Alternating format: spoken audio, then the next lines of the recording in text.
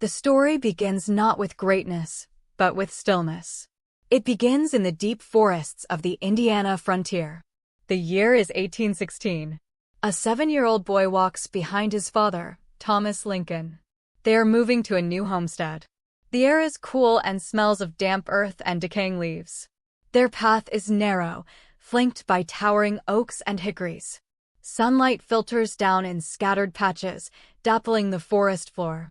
The only sounds are the rustle of their footsteps, the distant call of a crow, and the steady chop of an axe clearing the way ahead. This boy is Abraham Lincoln. His world is one of immense quiet and immense labor. Their new home is a simple log cabin. It is built from the trees they cut. The gaps between the logs are chinked with mud and clay. The floor is packed earth. A single fireplace provides heat and light.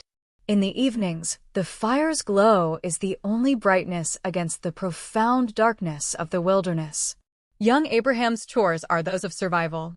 He fetches water from a spring. He splits firewood, the rhythmic thunk of the axe becoming a familiar song. He helps his mother, Nancy, in the small garden plot, turning soil that has never been turned before.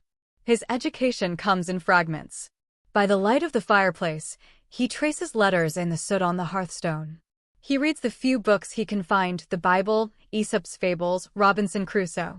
Each page is a window to a world beyond the trees. He lies on his back in a small clearing, watching clouds drift over the canopy. He listens to the wind move through the leaves, a sound like a slow, whispering river. The forest is not an enemy, but a vast, silent companion. It teaches him patience. It teaches him observation. The death of his mother, Nancy, when he is 9, brings a deeper shade of quiet to the cabin. A year later, his father returns from Kentucky with a new wife, Sarah Bush Johnston. She brings kindness, order, and 3 new books. She encourages his reading. The cabin feels warmer. The quiet becomes less lonely. In these formative years, Abraham Lincoln grows tall and strong. But more importantly, he grows accustomed to solitude. He learns to be comfortable with his own thoughts, out there on the edge of the known world, where the only audience for his ideas is the rustling forest and the endless sky. Years pass. The boy becomes a man, and the forest gives way to the open prairie of Illinois. Abraham Lincoln is now a lawyer. But his practice is not confined to a single, stuffy office. It exists on the move, across the 8th Judicial Circuit. For months each spring and fall, he travels. His world becomes a slow, rolling journey between county seats. Picture a tall, lanky figure in a black suit, carrying a worn carpet bag. He rides a horse or shares a buggy with other lawyers and a judge. The roads are dirt tracks, often muddy or dusty. They pass through seas of tall prairie grass, rippling like water in the wind. They cross slow, meandering creeks. Small groves of trees offer shade at midday. The pace is deliberate. There is time to talk, to think, to observe. The arrival in a small town is a small event. The courthouse is often the largest building, a simple structure of wood or brick. Lincoln's work happens in these modest rooms. But the real life of the circuit happens in the evenings. After court adjourns, the legal travelers gather at the local tavern or inn. The room is warm, lit by oil lamps.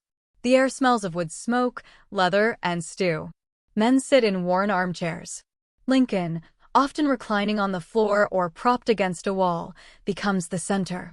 He does not lecture. He tells stories. His voice is not booming, but high and clear. He tells humorous tales of the countryside, anecdotes about eccentric clients, and parables that make a point without confrontation. Laughter fills the room.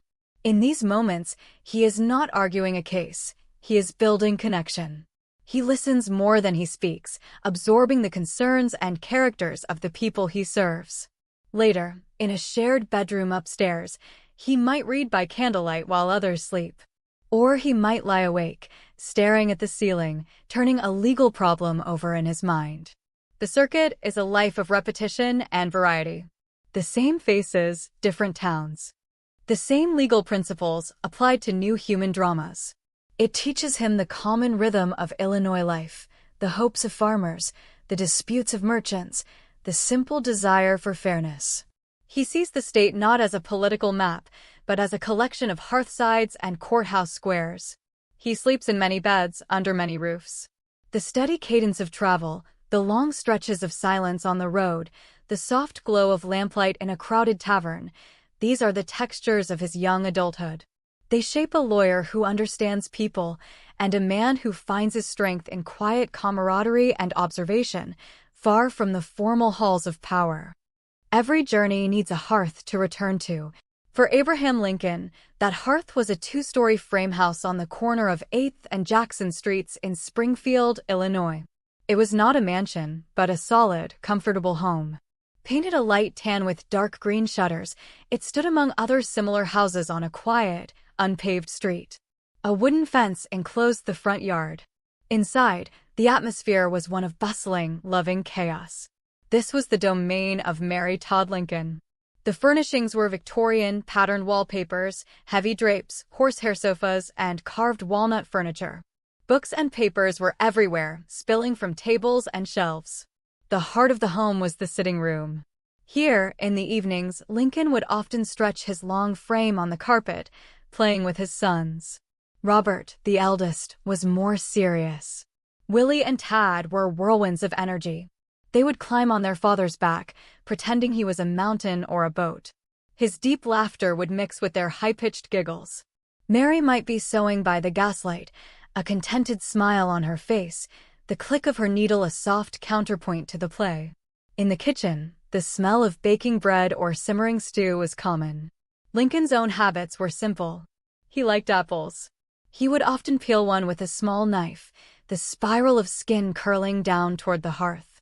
He would read the newspaper aloud to Mary, his voice a steady murmur. He wrote letters at a small desk in his bedroom, the quill scratching softly. The backyard was a place of escape. He built a vegetable garden for Mary. He would walk there in the early morning, the dew still on the grass, checking the progress of the peas and tomatoes. A single large tree provided shade. He would sometimes sit on a bench beneath it, a book open but unread on his lap, simply watching the sky change color as the sun rose over Springfield. This house held his private joys and profound sorrows. His son Eddie died here in 1850, a loss that left a permanent quiet in the nursery. But it also held the warmth of a marriage, the joy of fatherhood, the comfort of routine. The front door, with its simple brass knocker, was a portal between two worlds. Outside was the lawyer, the politician, the public figure. Inside was the husband, the father, the man who needed to take off his boots and rest. The gentle creak of the floorboards under his weight, the soft glow of lamplight on the wallpaper, the sound of children's footsteps running down the hallway, these were the melodies of his middle years. They grounded him. They gave the tall, thoughtful man from the prairie a place to belong. Abraham Lincoln carried a deep stillness within him. Those who knew him well spoke of his melancholy, a thoughtful sadness that seemed to sit behind his eyes even when he smiled. But this was not a weakness. It was the soil from which his wisdom grew. He found his peace not in crowds, but in solitude. In Springfield, he had a favorite walking route. He would leave the house on 8th Street and stroll to his law office. The path took him past the state capitol building, its dome a familiar silhouette against the sky. He walked slowly, his hands often clasped behind his back, his head bowed in thought.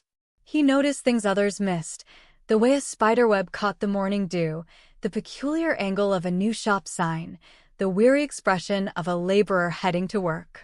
His law office was a famous mess. Books and papers piled on every surface. A long, dusty sofa sat against one wall. He would often lie here to read, his feet propped on a chair. Sunlight would stream through the window, illuminating motes of dust floating in the air. The room was quiet, save for the turning of a page or the scratch of his partner's pen. Here, he could think in uninterrupted stretches. His mind worked like a slow, patient mill, grinding complex problems into simple, clear principles. He also found solace in the theater. He loved Shakespeare, particularly the tragedies.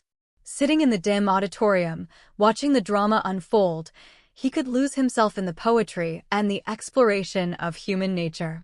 The flickering gaslights on the stage, The murmured lines of actors, it was another form of quiet contemplation. But his most profound peace came from words themselves. He was a relentless writer and rewriter. He would draft speeches on scraps of paper, in margins of newspapers, on official stationery. He would tuck these drafts into his hat, his desk, his pockets. He would pull them out later, smoothing the creases, reading them silently, and making small edits. The process was slow, deliberate. He searched for the clearest way to express the deepest truths. The famous Lincoln humor, the jokes and stories, were often a release valve for this intense inward pressure. They connected him to people, lightened the mood, but they guarded the quiet core. This contemplative nature was his anchor. As storms gathered over the nation, the fierce debates over slavery, the threats of secession, Lincoln did not react with quick fury. He retreated into his thoughts. He walked. He wrote. He stared into the fire. He sought to understand the larger forces at work, the tides of history and humanity. The man who would guide a nation through its darkest hour was a man who had spent a lifetime practicing the art of quiet reflection, learning to hear the still, small voice of conscience above the din. In 1861, Abraham Lincoln entered the most public house in America, the White House. But within its grand, columned walls, he sought to preserve a private life. The executive mansion was a busy place, a constant stream of visitors, officials, and soldiers. Yet, Lincoln found his corners of calm. He often rose before dawn. He would pad quietly through the darkened halls in his slippers and dressing gown, making his way to his office, the cabinet room. Before the staff arrived, the room was his alone. He would light a single lamp. He might stand at the window, looking out over the south lawn, still shrouded in morning mist. He could see the unfinished Washington Monument, a silent stub of stone. He would then sit at his large mahogany desk and begin reading the telegrams and reports that had accumulated through the night, the endless, grim tally of the war. But he also made time for other rituals. He loved the conservatory, a glass-enclosed greenhouse filled with plants and flowers. The air was warm and moist, smelling of soil and blossoms. He would walk slowly among the ferns and exotic plants, a momentary escape from the weight of paper and decisions. His greatest joy and his deepest sorrow resided with his family. His sons, Willie and Tad, turned the formal corridors into a playground. They had pet goats that pulled a cart through the halls. They staged puppet shows in the attic. Lincoln's study was not off limits. They would burst in, and he would set aside a state paper to listen to their stories. The death of 11-year-old Willie in 1862 cast a permanent pall over the house. Mary Lincoln was inconsolable, and the president was left to grieve in his quiet way. He would visit the crypt where Willie was interned, sitting in silence for long periods. Back in the White House, he found solace in reading to Tad at bedtime, their voices the only sound in a quiet nursery. He also began the habit of visiting the War Department telegraph office late at night. The walk across the lawn was dark and quiet.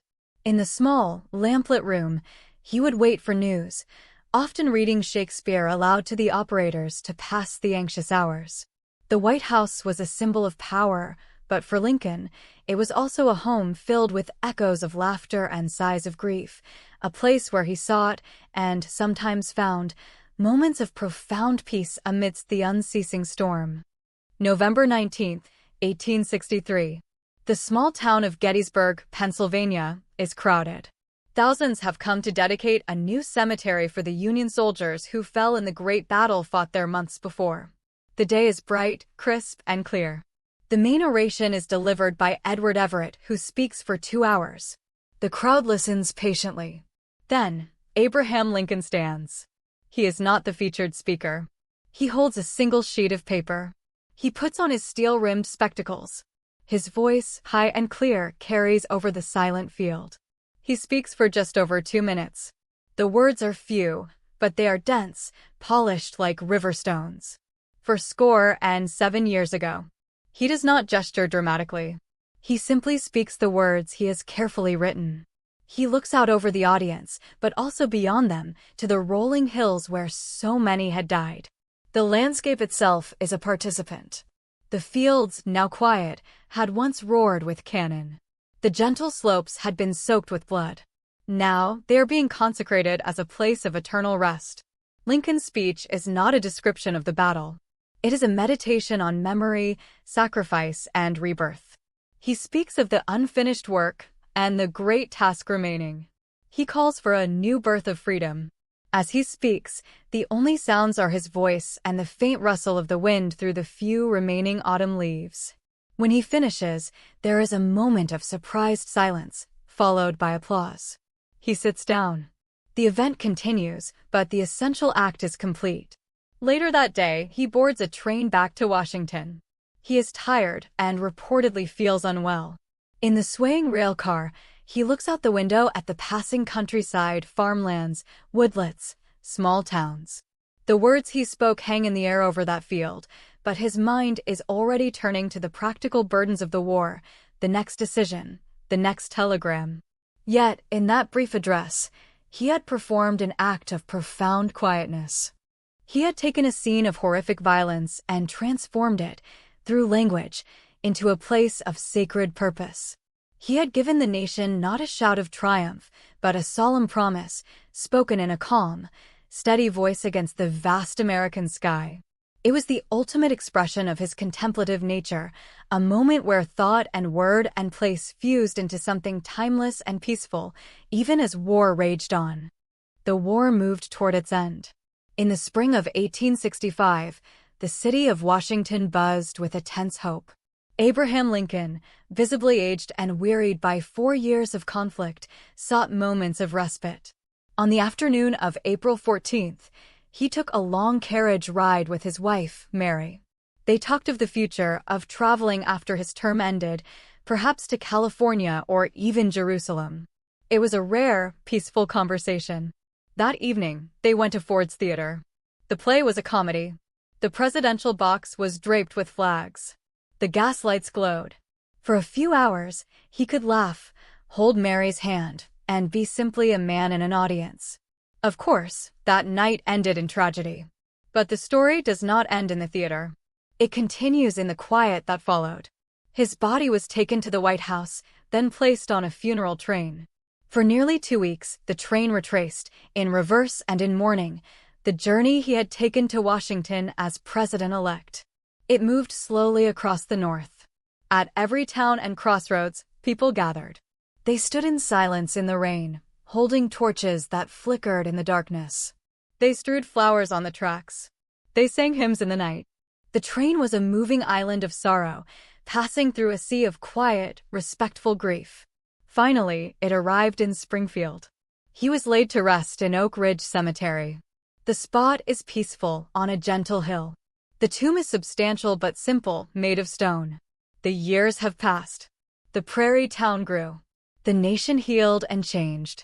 Yet, the memory of Lincoln endures not just in statues and on currency, but in the quieter impressions he left.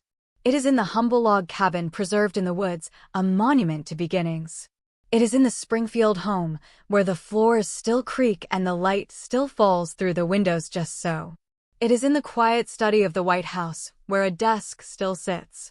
It is in the solemn field at Gettysburg, where words once hung in the air. He is remembered as the man who saved the Union, who freed the enslaved. But he is also remembered as the tall, quiet figure who walked alone, who told stories by firelight, who found joy in his children, and who bore the weight of history with a profound, silent dignity. His shadow is long, but it is a peaceful shadow, one that invites contemplation rather than excitement. It is the shadow of a man who understood the power of stillness and whose greatest strength often lay in his ability to listen, to think, and to wait for the right moment to speak.